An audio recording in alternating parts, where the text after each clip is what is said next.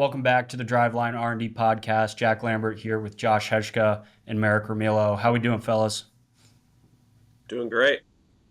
We Yeah, have yeah, Marek, we got some exciting news. Yeah, new kid. So we gotta generate some hypotheses about dad strength being a kid or being a thing.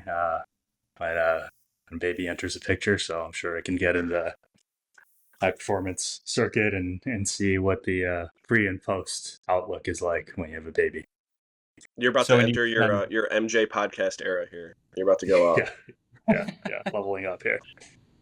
we need to send you two sets of plyos, one for her and There, one for you. Just see there you go. who Yeah, well, we got the Bebop's is Velo dad strength challenge. real.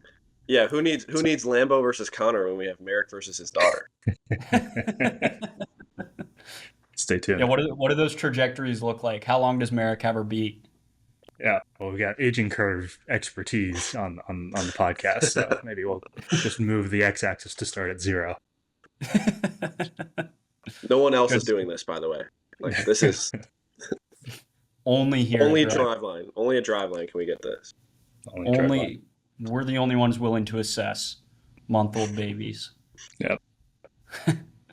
All right. The reason we're here today is to talk primarily about advanced reports. One of the offerings that Driveline has that I think is lesser known to the public, but all of our pro clients, MLB, AAA, FSL, get access to in-season deliverables using our models to help them prep for games coming up, whether that be pitching matchup, if they're a pitcher, the lineup they'll be facing, as well as analyze their post-game performance and then performance on the season as a whole. So this episode will be dedicated to advanced scouting, so specifically pregame matchups. And yeah, I want to kick it over to Heshka first, just with the perspective of an athlete. What is it that you are looking for in a good game day preparation?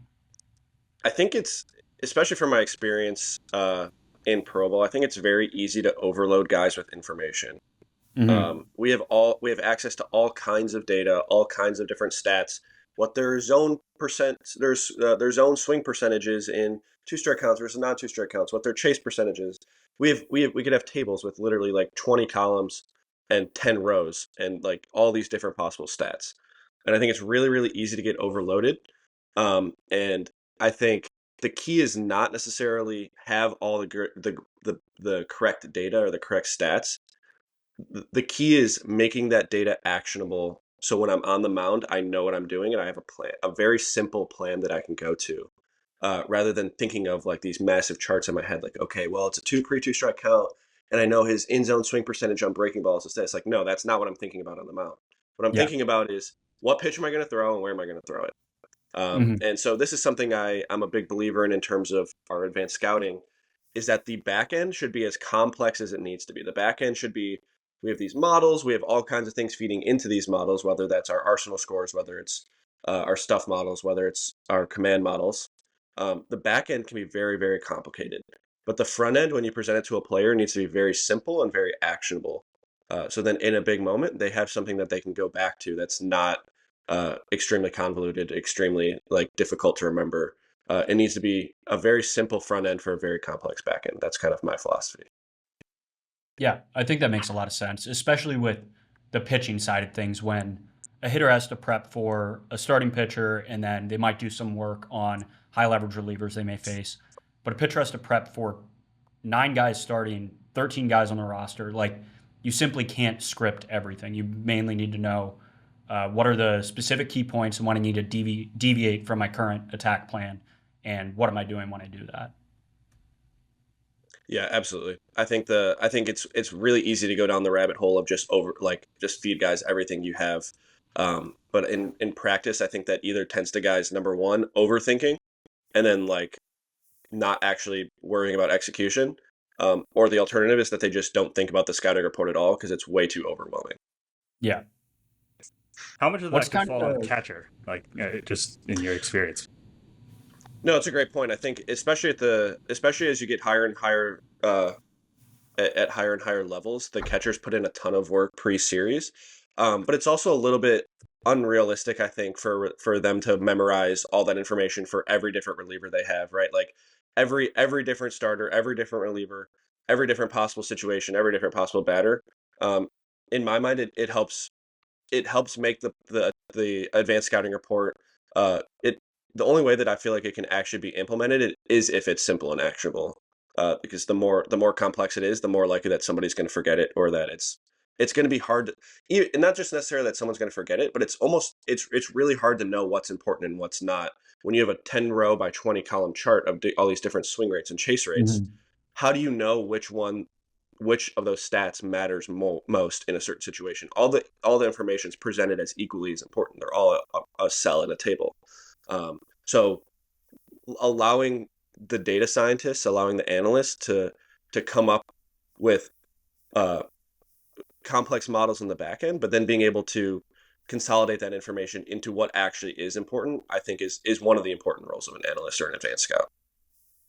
For sure. Yeah, the data is only as uh, valuable as it is actionable. And what does that look like for you when you're looking for specific key points? Do you have like your default attack plan given stock righty, stock lefty?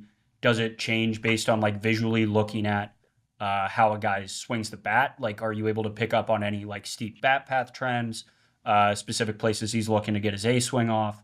What's that kind of look like from the non-data side, like just So from your preconceived notions? so for me, especially, like if we have a team or our team is going over an advanced meeting, for me in particular, it's very hard to know what to take and what not to take, Yeah. particularly because of my unique arm angle.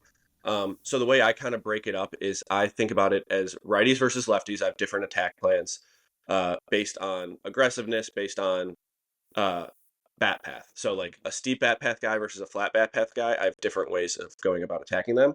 And then I can pick most of that up either through watching video, or just through some simple proxies of like, okay, if a guy has a really high ground ball percentage, a low home run rate, and he has a high contact ability, he's probably a flat bat path guy versus a guy hits a lot of home runs, doesn't hit a lot of ground balls, a lot of swing and Mhm. miss. Like that's probably a steep bat path guy. So I can use that as a proxy because we don't have necessarily like full signal bat path data available to us.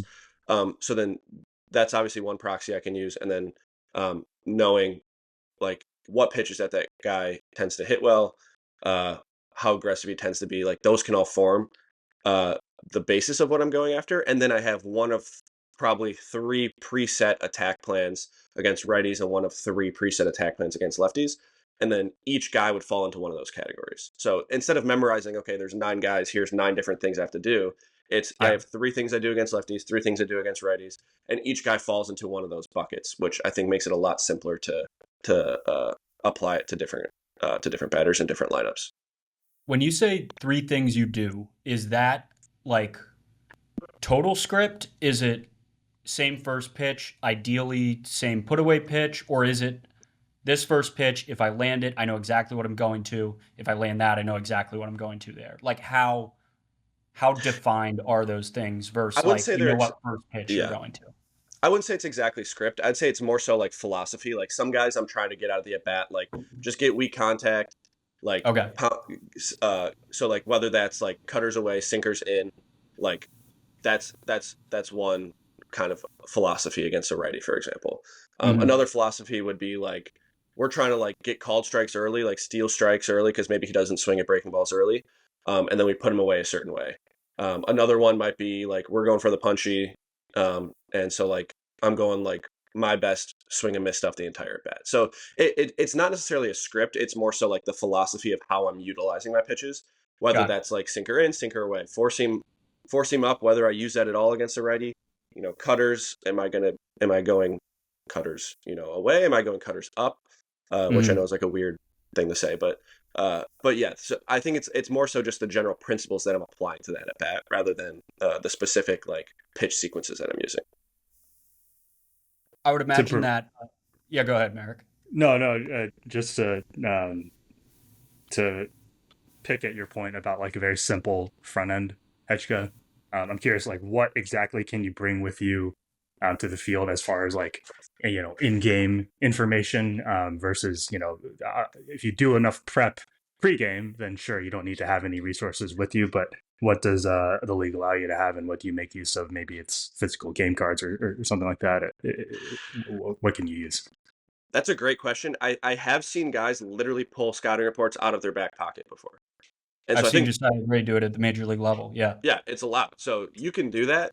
I do think that for myself, I find that takes me out of the moment of like some of the more mental game of pitching in terms of like what I'm trying to do in between pitches and in between at bats. So for me, I'm not a huge fan of that just for myself personally. For other guys, it works. Uh, and that's where I like to, and maybe that is somewhere something where like a guy doesn't necessarily need to have it as simple because he has access to these resources if he really wants. But for me, I prefer going pregame, kind of going through each guy and saying, here's what the attack plan that I'm using against this guy is. And then in my head, when he comes to the bat, I just know like this is the mindset that I have. And obviously that can change, right? If there's a guy that I'm gonna try to like get weak contact early against this guy and like get out of the at bat quick, and then he comes up with the tying run on third, one out. I'm like, I don't want weak contact here. Yeah. I need like a strikeout, for example, to not allow that run to score. So that obviously can change, but it helps having the defined attack plans, um, because it's easy for me to kind of go in between them if the situation calls upon it. I ducked I off feel screen real quick because I wanted to pull these guys out, which to like continue the game theory baseball theme that we've got here. These are cards, game cards for basic strategy of blackjack, which obviously is near and dear to Bodie's heart, and it's the same concept here, where you get like a quick reference to the situation that you're in. Say you have nines and dealer shows a four. This thing tells you to split, and you have the strategy in mind that you have to proceed with, and you do probably have the freedom to deviate from this, but it's the same idea here, and I keep these handy specifically for to remind myself that physical, quick one sheet reminders of what you're supposed to do in a given situation transcends casino games. Yeah, Heshka, the whole mentality of having different attack plans, uh, rather than specific pitches and locations you're going to, or I guess the attack plans encompass a combination of pitches and locations. Do you find that helps you when certain days you're not feeling a certain pitch, like you're getting the right movement on it, or you don't have a command over it? Is that like a hedge on that bet as well as the other things of just not being predictable and being able to get guys out in multiple ways? Well, first, I think being aware of how I'm utilizing my pitches actually allows me to avoid some of the like. Obviously, there's going to be days where I don't have a pitch, but I feel like it Hmm. happens less often when I know what I'm trying to accomplish with a pitch, if that makes sense. It's Yeah, I essentially think so. like it. I have an intention and a purpose with each pitch rather than, oh, I'm just throwing my cutter because it grades well or like Yeah. whatever, right? Or my coach has told me to. But knowing like this is what I'm trying to accomplish with the cutter, and then in those moments where I don't necessarily have that pitch, knowing what I'm trying to accomplish with it allows me to accomplish that same goal with a different pitch. So 100% to what you're saying, it's understanding the underlying principles. It's like I was using this analogy the other day. It's like memorizing your multiplication tables of like, oh, two times two equals four and three times three equals nine, versus learning what multiplication is. And so like Yeah. when you know what multiplication is, that allows you to apply multiplication to context you've never seen before because you Hmm. understand the underlying principle of what the actual function is. Versus if you just memorize like, okay, I know I'm supposed to use my cutter in this exact situation. I'm supposed to use my sinker in this exact situation. When I don't have my cutter that day, it's not working. Or a new situation arises where maybe this guy's really good at hitting cutters. Like I need to be able to step back and say, why do I usually use my cutter? What's the purpose I'm trying to accomplish there, and then do I have Yeah. any other pitches that I can use to utilize or to take advantage of that opportunity and complete that same purpose. So I 100% think that what you're saying is correct. Yeah, that makes a lot of sense, and definitely interesting to hear the other side of things. Do you find yourself pretty easily able to separate the sabermetrics knowledge you have from the go get 'em mentality on the field? Yeah, I think that's Seems like something you I've keep those pretty separate. it's something I've put a lot of work in through college, which is like this difference between your development mindset and your performance mindset. And so Yeah. like after a game, like it's completely fine to step back and say like, okay, what was my stuff? What was my movement on that pitch? like what do the analytics say, whatever, right? But in the game, when you're performing, all that matters is execution of that pitch. And the more you're thinking about your mechanics, the more you're thinking about what was the movement of that pitch, uh, the less mental and physical energy you're putting into actually executing and throwing those pitches to the best of your ability. So I think it's very important. That's something that players work on, is like this distinction between a performance mindset and development mindset. And this is something that I was talking about with the pitching coaches down at Driveline Tampa, as we were doing live ABs before I reported the spring training. And some of these guys, some of these pitchers that are throwing, rightfully so, right? So like they've been working on things all winter. There's certain pitch shapes, certain velocities, um, and they want to know. They want instant feedback. They throw a pitch and they want instant feedback as to like what that shape is. But in a live AB, the goal is not pitch design. The goal is not velo. Yeah. The goal is execution and getting outs. And so I think this is something I've heard Jagers talk about on the old R&D podcast, which is, especially as you get close, I think it all, and this is a little bit of a tangent, but I think it all falls back to like when you're working on something, having an intention of like what you're working on that day. If you're working on max end velo, you should not be ripping pitches every 5 or 10 seconds because you're like unintentionally just picking up a ball and being like, okay, I'm gonna throw this as hard as I can. If you're working on max end velo, you should be allowing yourself a little bit of a break, allowing yourself to like really push max output. If your goal is I'm facing hitters today and I want to get outs, you should not be worrying about the shape of your pitches. You should not be worrying about the velocity of your pitches. Like that's something you can debrief on after the fact. But just Yeah. knowing what the intention is during that specific performance day, I think is really important. And so that same thing carries over to the mound, right? Like if I'm throwing live ABs, I'm not going to worry. So this is what really irks me. Is like guys throwing live ABs, and maybe he throws a slider right down the middle and it's a home run, or maybe he throws a fastball and it's spiking to the ground. But then afterwards he says, well, what was the shape on that? Oh, it was a good shape. Okay, great. No, not great. You didn't fucking execute the pitch. Like Mhm. people use it as a safety blanket for their ego in a lot of ways. When like, oh, I gave up a home run. Oh, I threw a ball. I walked a guy, but like the shape was good. The velo was good. Like, no, that's not the goal. The only reason we train in the off season is to get outs. And so it's really important to keep that in mind. This was a tangent. I apologize, but I do think intentionally practicing that in the off season allows you to more easily do that in a game setting as well. End of my rant. Sorry.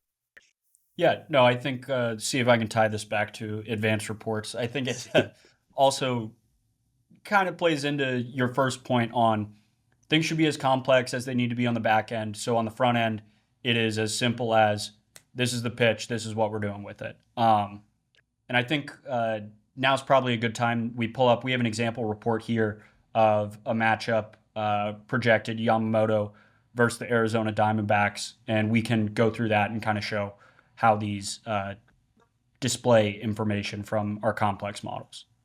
So here we have an advanced report for Yoshinobu Yamamoto versus the Arizona Diamondbacks.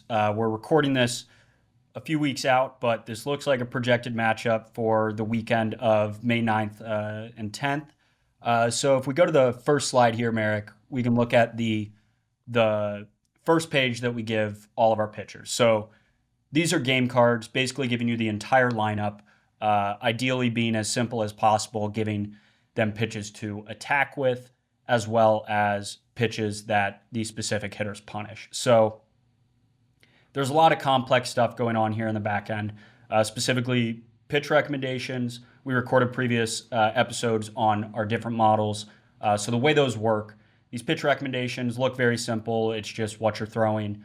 There's a lot of hard work put into the back end of these in that these take the overall intrinsic pitch value heat maps. They then overlay hitter effects to create a matchup model. And then they run the matchup model run values with a convolution over top of them for the miss distance for the pitcher on that pitch type. So essentially what we're saying is based on your stuff profile, the different locations the hitter does damage, and your ability to command that pitch. So essentially hedging your bets that if you may be able to backdoor something, you need to have really good command. So accounting for the probabilistic nature of an aim spot to give recommendations on what a pitcher should throw. So you can see on these the specific coloring behind each of the pitch types varies. That's an indication of how strongly we feel that they should go to that pitch. So if there's one pitch that is bright blue, we feel pretty confidently that you should throw that pitch. And we also have a cutoff just to not recommend something. Just go to best stuff. Say, hey, we don't feel super strongly on the model side of things. You know yourself. Just use what you think is best for this hitter, or like Heshka, you were talking about, your default attack plan for that batter. Then, yeah, we also have the punishes here. This is based on our hitter run value on contact model.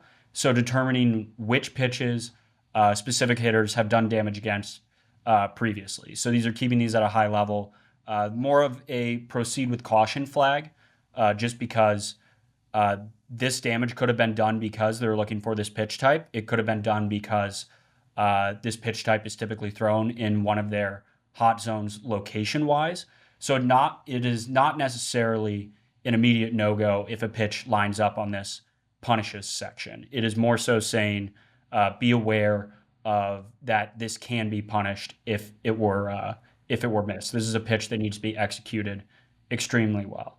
And so I want to jump in here for a second because Yeah. I think this is another problem with a lot of current scouting reports, which is this perception that it's very negative. It's from the pitcher's perspective.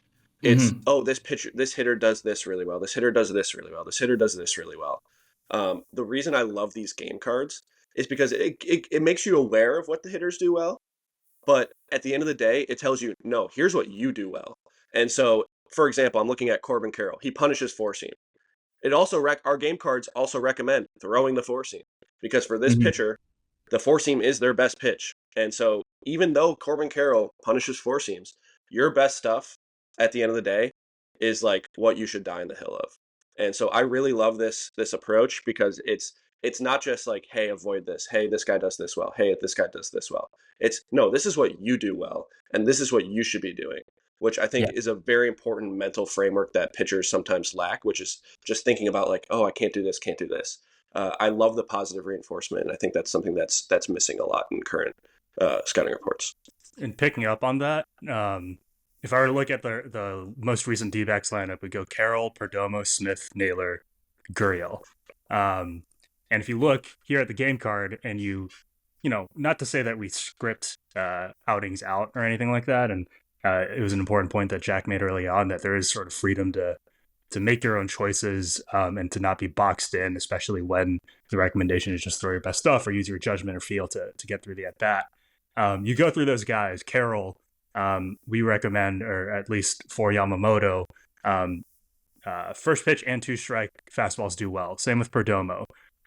You look at Smith, I believe that's same as well, right?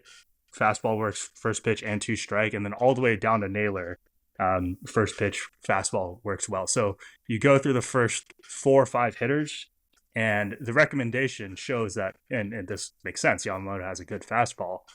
If you were to go with the approach of a reduced or shrunk arsenal just to get through a time through the order, or at least the first part of the order, showing as little of your hand as possible, you can sort of assemble that approach just by scanning through this game card and seeing, okay, well, I can rely on one pitch, certainly by mixing locations, and we'll show some of the heat maps here that optimize locations for whiffs or ex-Wobicon, so that you're not just ripping the same pitch, same location over and over again, but you can sort of begin to develop a semi-script, let's say, to get through the early part of the game, because you can see very clearly, you know, here is a pitch that works well for me in multiple contexts for all these guys early on, and go from there. Exactly. And I think another important point here too is that just because the four seam's listed first, it means it's technically, by the model's standards, the optimal pitch to throw. But the coloring is intentional so that you can see, let's say Corbin Carroll's leading off, and you get to Pavin Smith, and you've done that approach. You've attacked with fastballs against lefties for the first time through the order. And Pavin Smith has picked up on that because familiarity is a topic that we've discussed previously. That curveball is colored relatively similar to the four seam, indicating that it's not that much of a drop off if we hammer the curve here, and then that may set up. Now we've gained some value back to that four seam with respect to Smith, and then also the other lefties in the lineup now have to respect that curveball. So it's kind of building out this game plan. You can see pretty easily how you can tie these together into important trends. The other things on here that I don't think need a ton of time because they're pretty self-explanatory. The hitter profile goes over their power, bat to ball grade, their zone aggressiveness, and their chase. In colored just so gray kind of fades into the background, but flagging anything notable.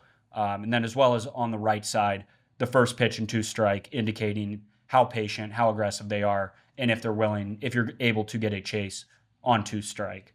I think the only other thing I'll note here before moving on to the heat maps is the intention behind only recommending pitches for the first pitch and two strike. And Heshka, I know this is something we've talked about as well as that I've talked about with the other pitching trainers.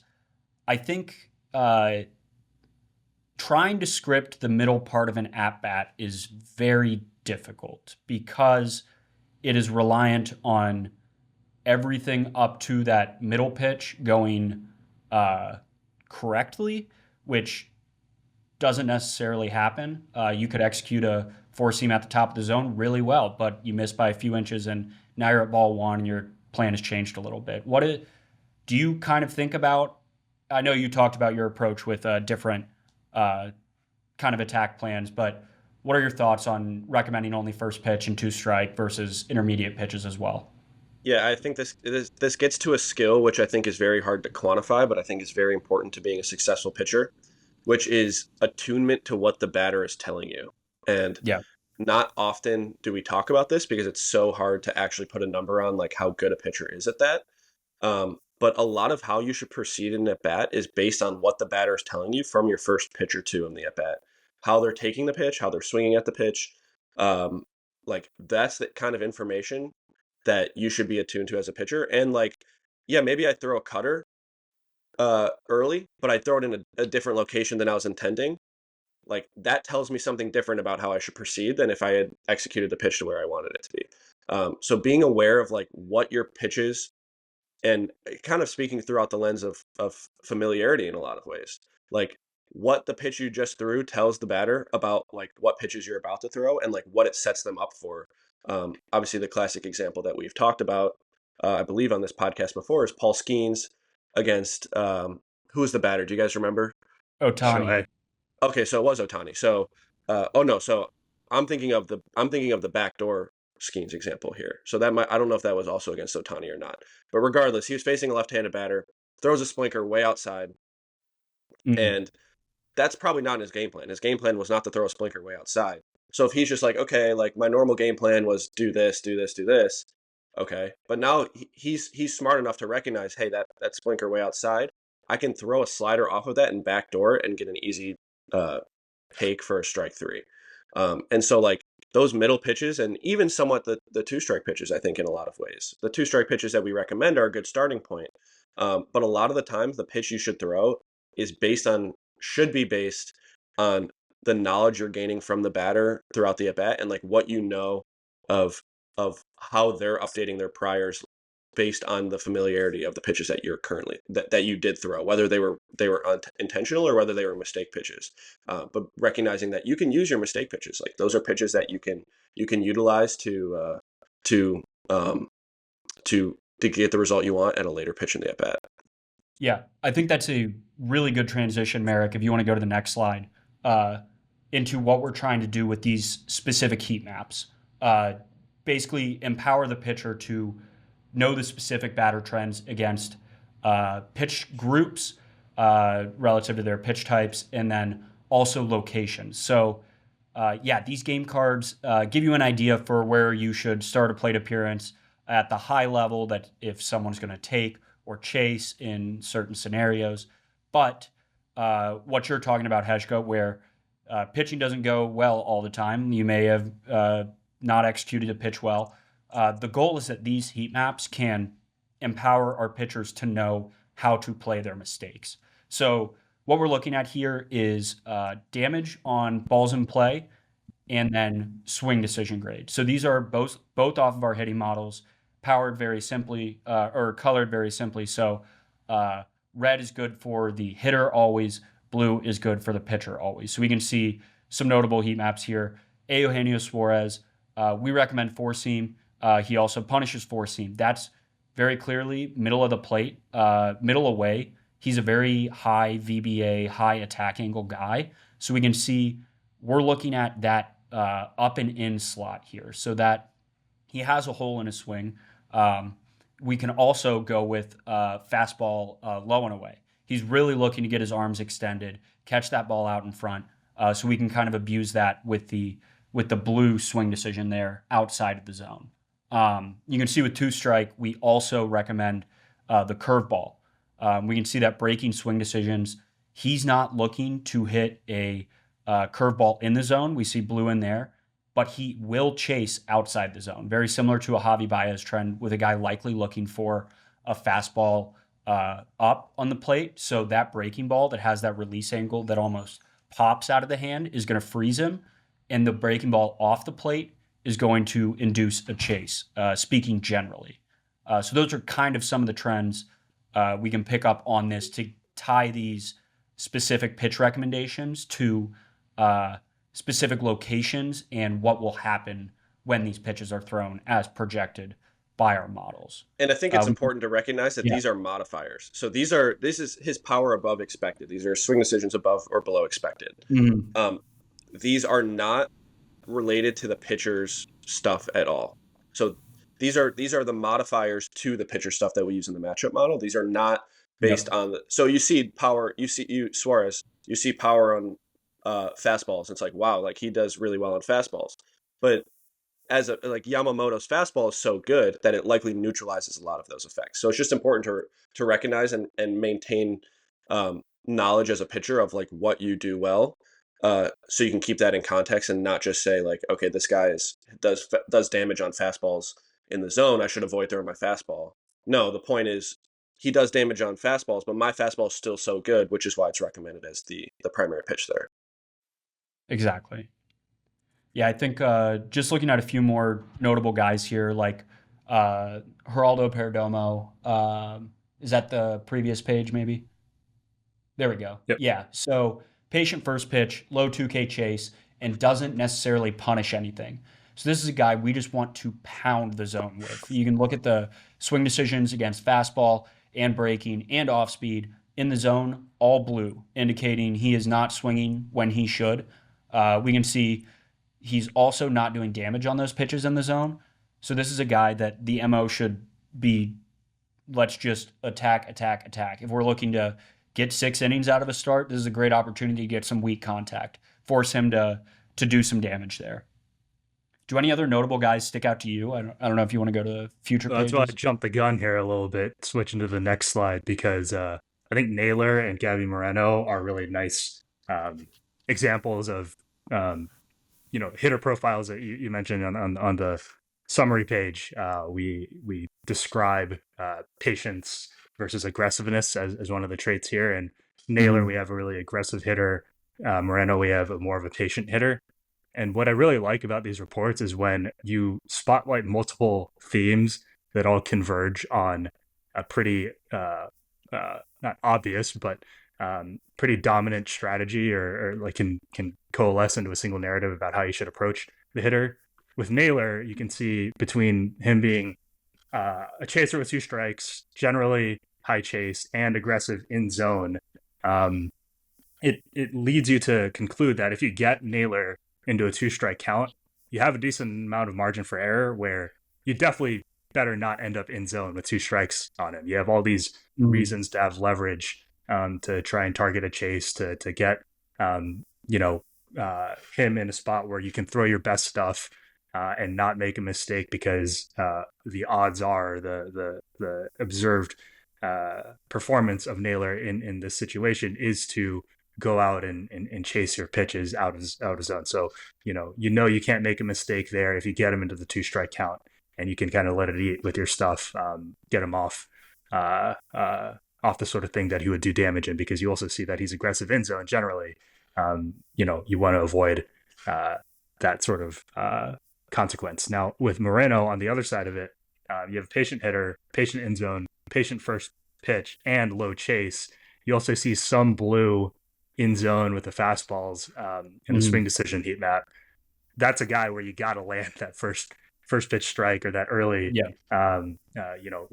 take advantage of the fact that he might take a fastball early on, get count leverage with the first pitch. You can see that narrative come about from the different things, the cues that we provide you here. And it gives a very clear message to the catcher and the pitcher. Here are priorities for these at bats, because these are the edges you have over the hitter. They're sort of the things that they're giving you. They know what their own strategies are, and maybe Naylor is okay, being that aggressive in two strikes. Maybe Moreno is okay building in the patient approach early in the count. But as a pitcher, if you have that advantage and you know that advantage, you got to take advantage and capitalize. Yeah, I feel pretty good about this iteration of the reports and their actionability, especially if you spend just a few minutes looking over it just visually. I think the coloring system as well as the heat maps really make it pop who's important, or who is important in the sense that I need to potentially change my attack plan from stock righty, stock lefty to something where I need to play to their weaknesses and strengths relative to my weaknesses and strengths. It's always that balance. And like Heshka said, I feel like we've struck a pretty good balance here with the recommendations in empowering the pitcher to lean into what they do well, as well as account for the value of hitter they're facing and the specific trends from that hitter. I think you guys both made some excellent points. I just want to point out a very small nuance in the swing decisions coloring, just for anyone who's following along. So look, for example, look at Alek Thomas.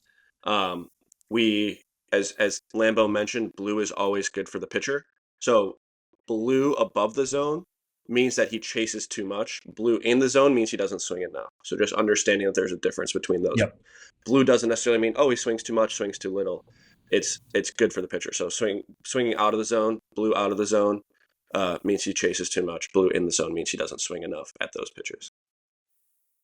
Yeah, the color combos can be pretty effective with for example, trying to find a good one here. So yeah, kind of Alek Thomas with the fastballs low and in. If you see double blue, they're not going to swing and they're not going to do damage on contact. That should be an auto throw there. So in the zone, or if we were to see blue above the zone in both power and swing decisions, okay, they're going to chase. They're not going to do damage on it.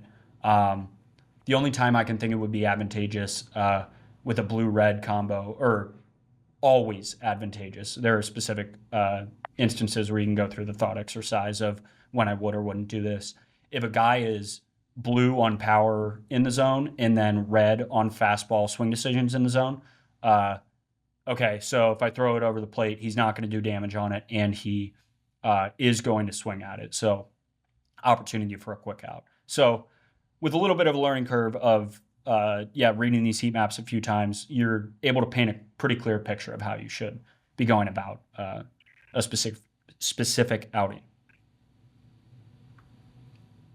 We got anything else on pitching advanced reports before we jump on over to the hitting side? Just to revisit some of the intermediate pitch discussion that you guys touched on. Two things. One, I believe this is something Rosen wrote about for Fangraphs in using Bueller as a case study end of last season.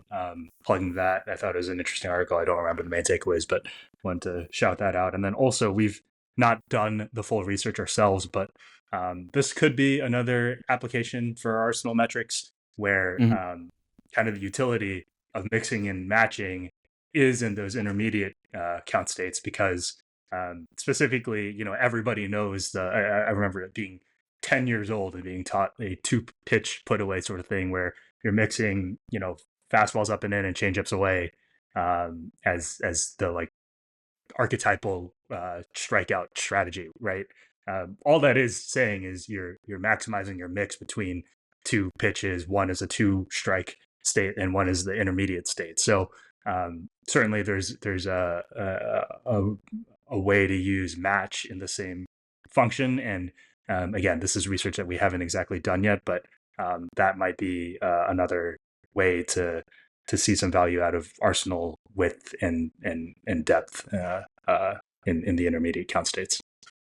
100%. Yeah, I completely agree with that, and I think this is something that we, us three, had actually just talked about, I believe, yesterday in our Arsenal meeting, which is we don't want to in a perfect world, we don't necessarily want to optimize for that pitch. We don't want to necessarily pick the minimum run value of that pitch. We want to optimize for the minimum run value of the at bat. So like sometimes it's useful to sacrifice a little bit of run value on a certain pitch because it makes the next pitch significantly better, whether that's through match effects, mix effects. I think that's an important change of mindset to have when viewing these types of reports and heat maps, which we haven't fully implemented yet either. But I think we are working our way there. Yeah, definitely excited about the future and implementing those into more of our athlete-facing deliverables.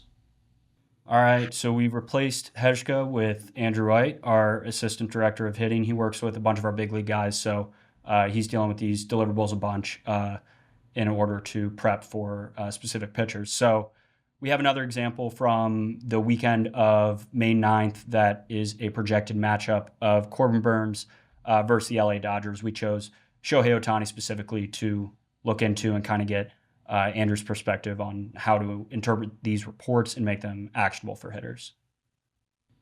Yeah, so overall stuff, profile on Burnes, definitely throws his cutter harder than most.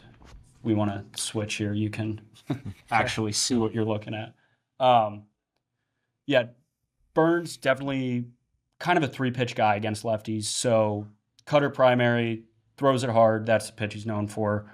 Also throws the curve a decent amount, and then change up the least relative to those. Mixed in a slider previously, but we can see with the usage on the bottom, hasn't used it much in 2025. Does anything jump off the page just from a stuff perspective, or are you kind of using stuff to like take notes, and then when I see location stuff, I'll tie it all together? Yeah, just kind of getting an overall look at his whole arsenal. Stuff is great to look at it. You know, what is his best pitch? Like, what is he going to want to go to when he like needs to get an out? Yeah. Especially if it's the highest usage pitch, you can probably just bet on that's the most common thing you're going to see. But to start, usually I love to just start by like simplifying and eliminating pitches where we can. So like Burnes is, here you can see a 4-pitch arsenal. He's really like a 5-pitch arsenal because he also has the sinker. Yep. Just doesn't use that against lefties, so that's like immediately eliminated. If you look at the slider, like last year, like over like 1% chance of him throwing it. When he does, it's still only in the zone at a 25% rate. Yeah. So it's why even game plan for that, essentially. You know, it's a very low chance of him throwing it, and even if he does, it's probably going to be a ball. It's not really something we want to hedge a bet on at all. Hasn't used it against the lefty so far this year. Since we're having this conversation right now, that could change. It's one of those things that we're going to go with looking more at a 3-pitch mix here. Kind of hedge our bets in that based off the counts, based off how well he locates stuff, where he's going to kind of miss, like those things. So we can start looking at like execution grade, stuff like that. But the main thing is like you can't hit everything, you can't cover everything, can't cover every pitch, every part of the zone. So for delivering this to a hitter, the more we can simplify, the more we can like hedge a bet of to be on time and get the result that you want. You know, if you're more power guy, you're trying to get more of your swing off, hedging a bet to do more damage. More of a contact guy, you're just trying to hit something hard, lower, essentially whatever sets up with your bat path. Yeah. Kind of. But yeah, like I said, can't cover everything, so it's like more we can simplify it, the better. With Burnes, like we're looking at more of like a 3-pitch mix. You know, he's going to rely on that cutter, essentially. Yeah, one thing I noticed from the table I thought was interesting that the miss distance on the cutter, like elite, when it's 10 and change, but the execution grade wasn't as good. And yeah, Marek, if you want to go to the next page, I think a lot of reason for this is his locations are not what we'd expect. So these are heat maps we have showing the actual location pitches were thrown with the whiff percentages by location and then ex-Wobicon by location. And like you said, he really tries to backdoor that cutter. Yeah. Like it's hard enough that he can do that. It's not playing more like a breaking ball, but definitely jumped out to me that he's not really getting it in on the hands much. It's more trying to backdoor it, but also missing over the plate some, which our execution grade taking the run value of a pitch where it was expected to be thrown with the intended location and then the actual location, taking the difference between those. That's an indication that he doesn't miss by much, but he is missing in the wrong direction. Like you may be able to catch a mistake pitch if you're sitting on that cutter looking for it specifically away. Yeah. Does anything on these specific heat maps indicating a guy's ability to stay in locations with whiff trends or places where you can hit the ball hard jump out immediately, or is this kind of a wash? I know the way we use this is kind of as an appendix page for like if we need to dig deeper on something. Yeah, I mean, I think his cutter is interesting too, mostly the location-wise, like you talked about, but also he doesn't get a ton of whiff with it. You know, and you can see on the heat map there of where his like expected whiff is. It's at the top of the zone, and it's just more, I think that's a whiff up there because no one's expecting it there. Yeah. Also, like he's trying to stay low down and away with it. When he misses, he's missing more over the heart, just kind of it's breaking back over the middle some. And then he has the random one that gets the top of the zone that is probably a low sample up there that has the miss there. But most of the damage is going to come on him just missing down over the middle there. And I don't think anyone's looking up on the zone on him too because he doesn't have anything with ride. Everything has more vertical break, more depth on it. So most guys are just going to be looking more towards the bottom of the zone on him.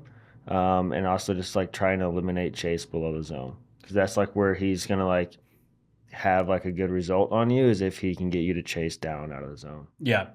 Do you find, so how does that approach differ from a guy that, like we just went over Yamamoto, so like throws his fastball up in the zone, throws a splitter below the zone, has a big loopy curveball below the zone.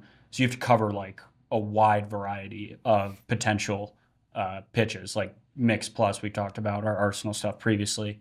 But a guy like Burns, you're basically blocking off. He rarely gets above the middle point of the strike zone there, then does a pretty good job burying his curveball or leaving it uncompetitive out of the zone. How does that change the way you're kind of cueing a hitter to set his sights or lay off that stuff below the zone when everything basically is going to be breaking beneath your belly button or all the way down to the ground? Yeah, it's interesting because you can kind of just narrow that part of the zone more of knowing that there's going to be more pitches there and kind of looking to ambush pitches there. Where I think someone that has more coverage of the zone and different Arsenal layout there, you're kind of setting your sights higher up in the zone there to like ambush a fastball or like be like stay on top of a heater or something there. But you're also setting your sights high to keep you off like from chasing below the zone. Stuff like that. So I think here you can have just eliminate pitches even more down and then or not down like is in the zone, down as in like less pitches and just be okay with him landing something else for a strike essentially because he's just not going to consistently do that. Like you can like if you're Ohtani here, you can pretty much hedge your bet on the cutter and looking to like do damage or get your swing off on that and like tip your cap if he's going to like land some change-ups for a strike essentially. Because if you're looking at this, there's a very high chance they're going to see a cutter. He's mostly going to try to stay down away with it. If he misses back over the middle is when he can really do damage on it. Like the curveball, it's mostly going to be a ball or he's going to try to like backdoor it and land it over the middle there. So like you can look for the cutter more middle away coming back to you some and you're trying to drive it through the oppo gap or through center field. And then if you recognize the pop of the curveball, or if he actually hangs it, like you're pulling that in the air essentially. So like those cues kind of help you keep direction through the cutter, but also be able to like turn on the curveball essentially there. And then with the changeup, it's the only thing moving away from you. So it's like you can pretty much, if you don't recognize spin or something breaking into you, just like shut down your swing. And it's like a low chance of him like putting those in the strike zone and stealing strikes. Very much using it as a chase pitch off the plate. Yeah, Marek, if you want to go to the next page, I think next question. Just quick before we do, like I know this is a hitting talk, but maybe for you, Lamb, but like doesn't the slider seem like something he should just up his usage of pretty dramatically? I mean, you get that's really I high agree. X whiff, 60 grade stuff, 70 grade execution, because wherever he throws it, he's getting whiffs in the first place. And like it bridges really well off the cutter. It deviates from the expected shape from his slot. Like, I don't know, it seems like a change that he can make going forward. But No, we'll, it definitely, yeah, the brightest red on the X whiff of any pitch type. 87, 8.5 HB, neg 4.3 IVB, 30-50 spin rate, 60 grade stuff, 70 grade execution. I mean, 14.4 for the miss distances. Yeah, small sample that though. probably does Yeah. it. But the whiff rates are good, and again, the way it plays off the cutter feels like one of the key advantages there. But because the cutter, as I read through this, just really stood out. Everybody knows he's got a great cutter, but the number of different ways in which it's a zone pitch, it bridges well, it deviates from the expected shapes. Good pitch. Yeah, it really seems like especially if he were to get more, if he were to use more cutters in, I think like something Blake Trinan does really well is like pounding cutters in on lefties and then like back footing sweepers. I feel like that slider could play for that sort of effect of working in. But yeah, it's interesting looking at Burns. He really doesn't work into lefties much with anything. So yeah, I think it could help serve that role rather than being a little bit. His curveball is definitely not loopy; it's still thrown over 80, but yeah, having less of a velo difference, but still getting the depth there. And maybe you Yeah, I said this think we already, could make but as the far as like cutter. eliminating pitches, you talk Yeah. about eliminating pitch types. Do you eliminate parts of the zone as something if you know he's not working in on lefties very much? Yeah, 100%. I think the slider will allow him to get to that inner half more, or like get that chase down below the zone. Because if you're looking more for that cutter middle away, and you're picking up it essentially as a cutter, and it's actually that slider, like it's gonna be a much. Right now, you're limited down to the cutter and the curveball, which are two very different profiles. Big difference in speed, big difference in vertical break, how it comes Mhm. out of the hand. It's gonna be pretty obvious of which one that is. Like you're not gonna get a lot of just, I would say, Like indecision almost. yeah, indecision, or like he was sitting on the cutter and swung because he thought it was a cutter, but it was actually the curveball. It's not going to be a lot of that. Whereas you would get that more with the slider. Now he's like looking for that cutter middle away, but it's actually the slider breaking down and in, and like you're gonna get that whiff down below zone. And I also think it's compelling too is he could use that slider even a little bit more of a backdoor also. Yeah. It's coming out of an angle too where they're gonna shut down on that cutter, like it's gonna be a ball. Where now as the slider comes back a little bit more and like steals a strike. Yeah. Too. Merrick, if you go to the next page, I think something really interesting. We have fastball profiles with the one before. We have fastball profiles factored in our breaking ball models. So that could be some of what this slider X whiff is picking up on, that this trajectory is very similar to his cutter in that because of that, we think anywhere low and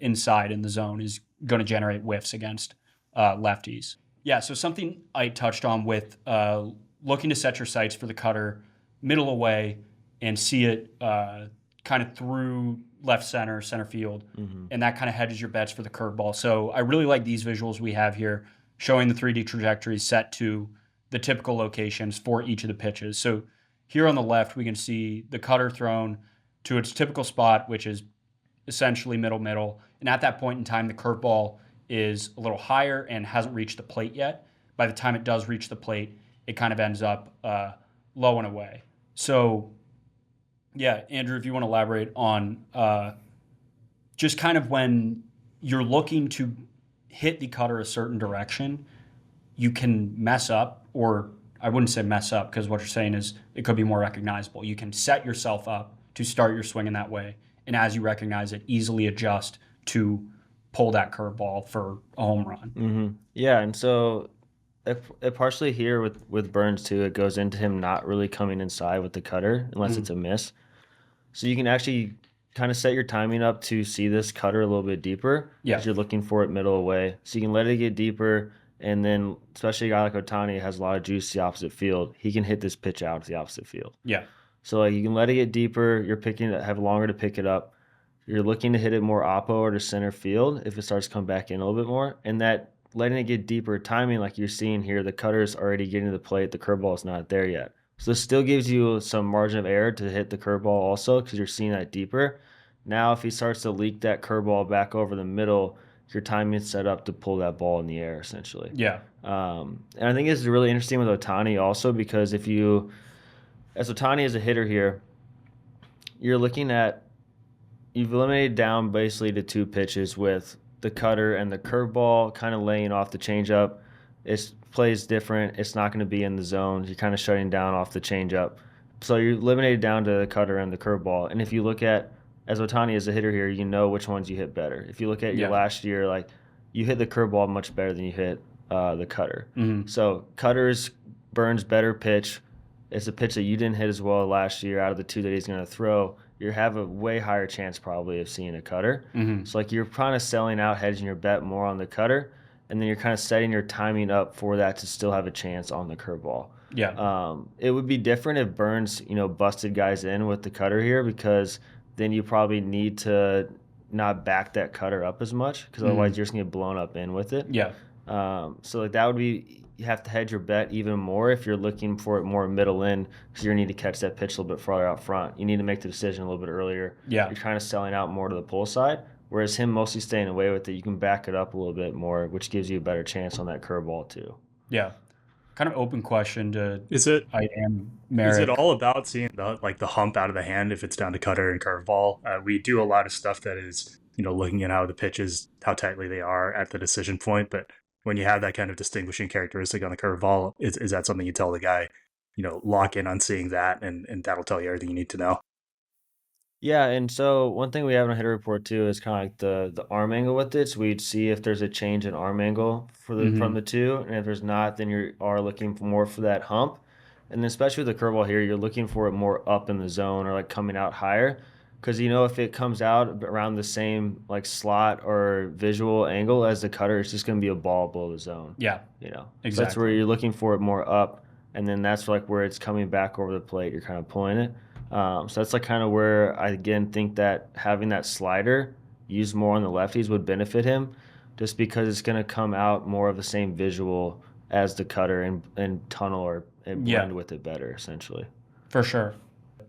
Just looking at count tendencies, I think for a guy like Burns is less important, but interested on your perspective, in that other than usage here, we don't really care a bunch about locations other than just based on the fact that the 3 shapes are very distinct in that we have the cutter going to break in towards you, curveball probably popping out of the hand, and then changeup is the only thing going arm side.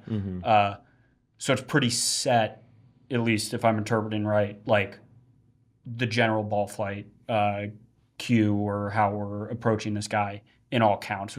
Would you agree, or do you think there's still value to be gained from the location and count state-based stuff in this scenario? No, I think it just better gives you a decision on eliminating that changeup, essentially. Because if you look at this by count, really the only count that he's landing that changeup or trying to put it in there for a strike is on a hitter's count, which is still pretty low usage, and just kind of sneaking that in there if I remember that right. And then even when he does that, if you look at the trajectories, it's coming out more like inside towards you. Yeah. So it's coming out more of an angle that you're going to pick up underneath that cutter. It's not tunneling off of it and then running out of like a chase. So if he's going to land the changeup for a strike, he has to basically start it more in on you. It's going to look like a cutter that would hit you. Exactly. Yeah, so he has to like basically, and you just know that if you think about it from Burns' perspective, in this arsenal, it's his 3rd best pitch. Yeah. And it's not one he really seems that comfortable with or goes to a lot. Not one that he like lands for a strike a ton. Yeah. So there's a pretty low chance that he's just going to hedge the bet of, I'm just going to try to steal strikes with a changeup here. Yeah. And like consistently land them and be okay with getting beat on my 3rd best pitch.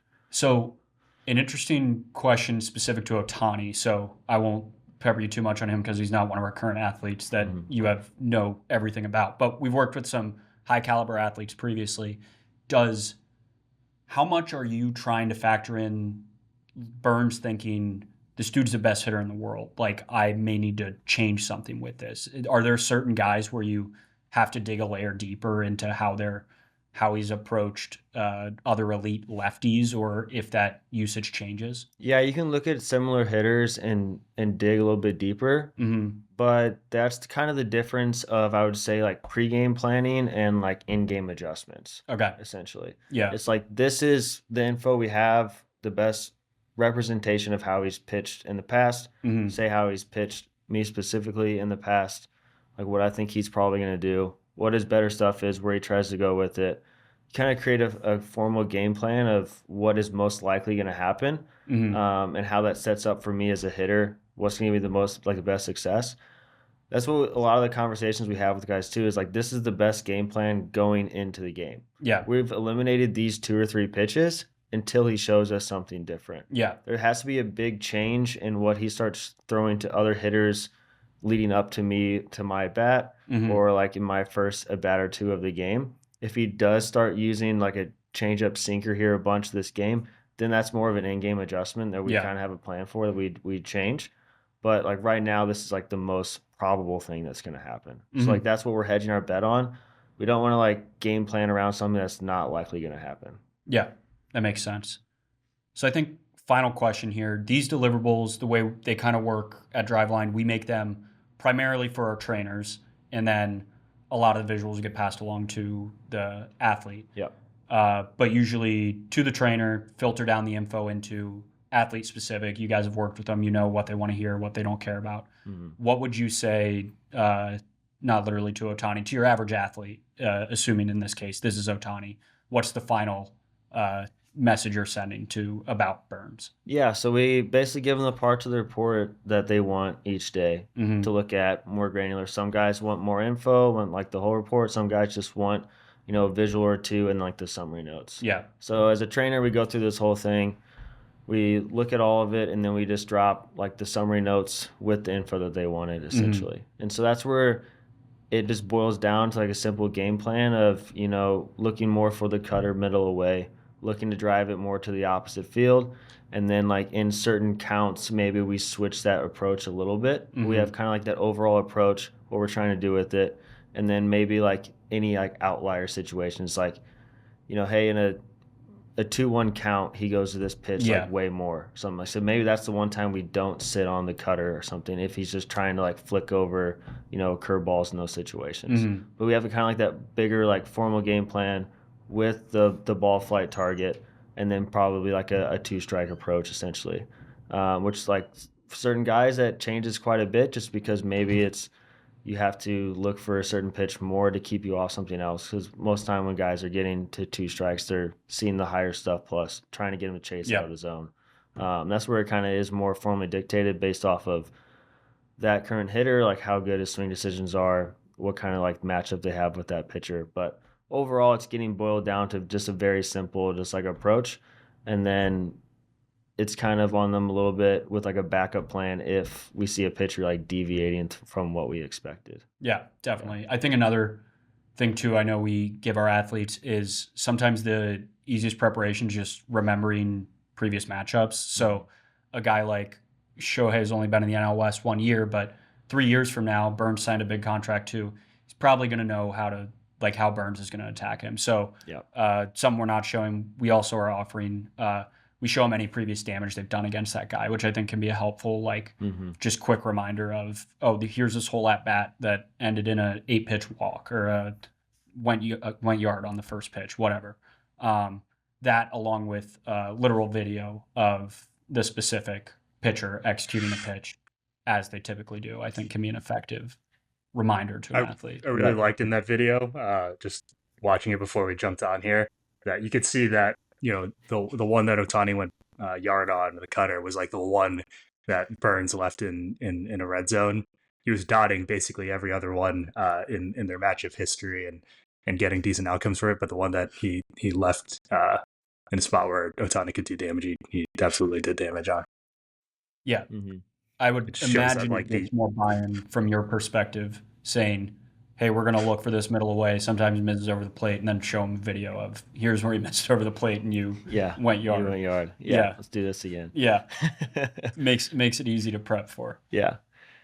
Yeah, and it's good, and that's like where a lot of this info too can help guys make changes from pitcher to pitcher too, of if they wanted, like where they stand in the box, also like where they're looking and stuff. Yeah. So maybe if it is an Ohtani who like does still slug on the outer half of the plate, if it's a guy that generally likes to get someone closer to them, you could be looking at the Burns profile here as a lefty and looking how he's mostly going to try to stay away. The only time he's kind of coming in is if he misses. Yeah. So, and he has pretty good command of the cutter. So this could be a game where we scoot up on the plate some. You bring that cutter a little bit closer to you. You bring that outer half more in where he's most likely going to throw it, more like closer to you, where you making it more of like a middle pitch. Yeah. To where you actually slug more. And you're like forcing Burns to be uncomfortable, do what he doesn't usually do to really get in on you. Yep, exactly. And forcing him to come inside, or forcing their team to pick up on maybe you did scoot up in the box, and now they have to like actually bust you in to get you back off the plate. Yeah.